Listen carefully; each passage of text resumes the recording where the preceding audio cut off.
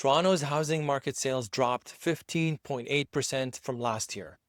Average prices dropped 6.4%, while rental costs keep soaring. The Bank of Canada is stuck.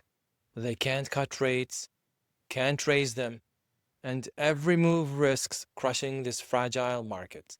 Meanwhile, jobs are growing mostly part-time, not full-time, so real income for buyers isn't there. If you think the housing pain is fading, think again. But wait, I will tell you why I believe this is good news for buyers and sellers moving forward. The Bank of Canada is trapped.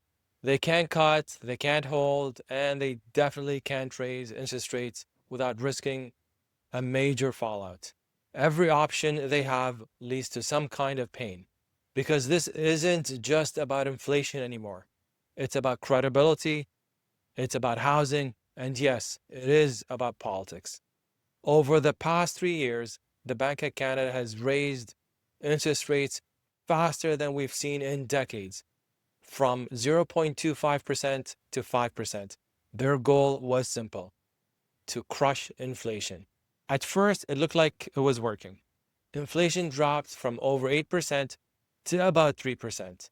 But that last stretch from 3 to 2%, that's the toughest part. And the biggest sticking point: food and shelter costs.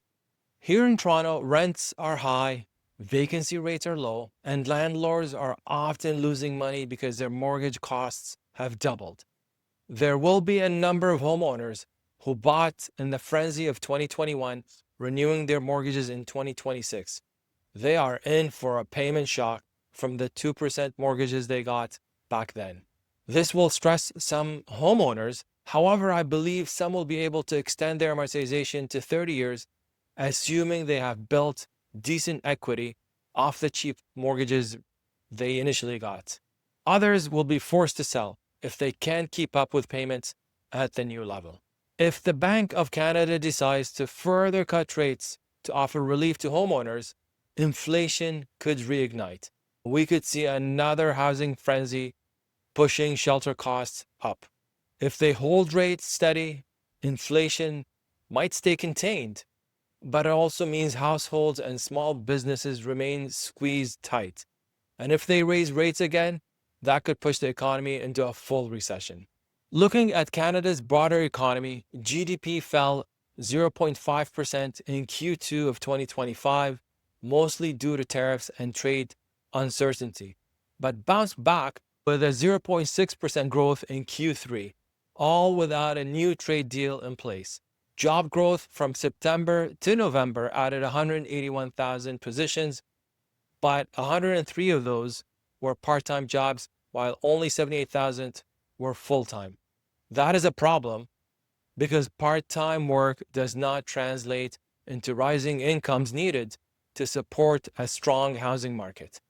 It's tough as is for a family of 2 full-time employees to make ends meet in the city. The Bank of Canada is fighting a monster it helped create.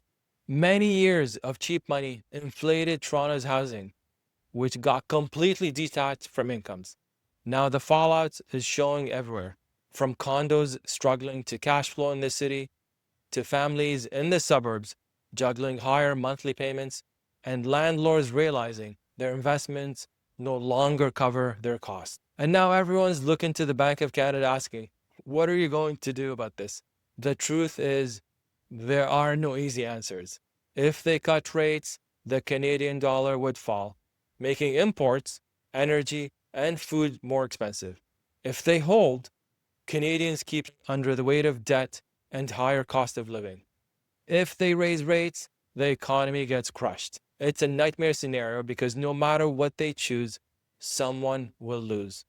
So what happens when the people controlling the cost of money can't afford to make a move? Let's break this down. Option 1, cut rates. Sounds great on paper, right? Variable mortgages could finally catch a break. People could refinance with lower payments. The housing market might even start to pick up again. But here's the catch. When the Bank of Canada hints at further cuts, demand comes back into the market. Buyers rush in, bidding wars eventually return, prices climb, rents follow, and shelter inflation reignites. We saw this pattern during the pandemic. Cheap money fueled record borrowing, record prices, and record debt. Cut too soon, and the inflation beast wakes up. Option 2. Hold rates steady. This is what the Bank of Canada has insinuated in its last meeting after cutting rates 9 times from the peak of July 2023. It sounds reasonable. Be cautious, wait for data. With the upcoming North American Free Trade Agreement up for negotiation, the Bank of Canada will be in a holding pattern till some type of trade deal is worked out. Holding rates feel stable, but it's really a slow bleed, a quiet pain spreading through millions of households. Option 3. Raise rates again to combat core inflation. Credibility is everything for the Bank of Canada, especially during the pandemic when they stated inflation was transitory. Every bond yield, every currency trade is built on the assumption the bank will bring inflation back to the 2% target.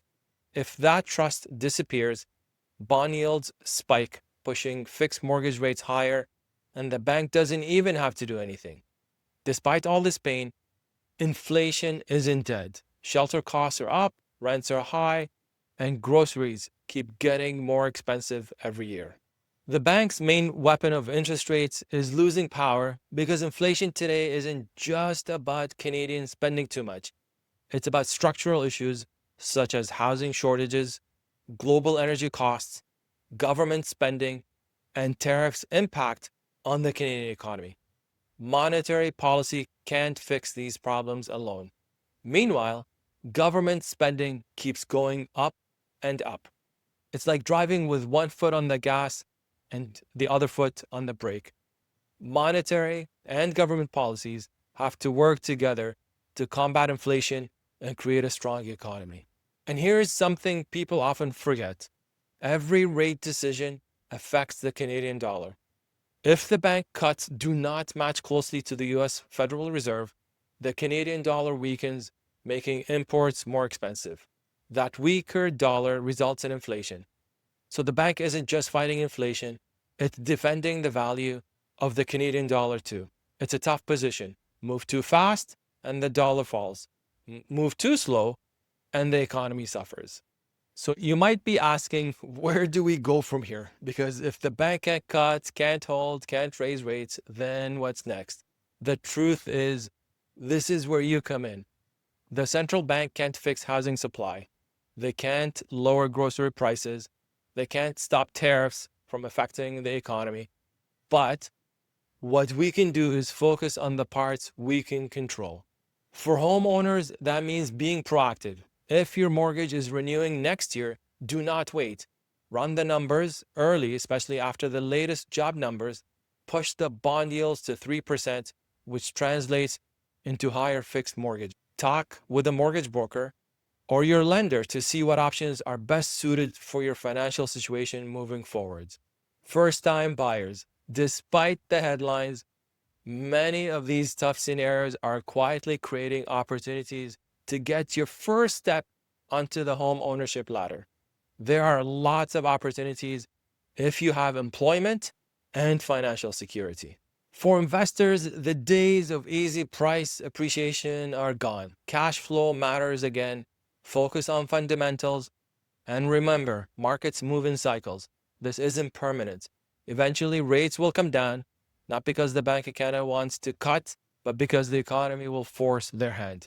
Yes, the Bank of Canada is in a difficult position moving forward. Now, here's why I believe the Bank of Canada's pause will be good for the real estate market moving forward. Buyers will no longer wait to time the mortgage rates bottom before entering the market. This is it. The Bank of Canada will no longer cut rates moving forward into 2026. For sellers, the certainty in mortgage rates stabilizing will provide them with the confidence this is the time they've been waiting for. Rates have dropped, stabilized, and now they can list their homes. What do you think? Will this rate stability impact the real estate markets? Let me know in the comments below. If you found this helpful, hit subscribe and like so I can keep making videos like this. And if you want in-depth information, there's a link in the description below to book a call with me. Thanks for watching, and I'll see you in the next one.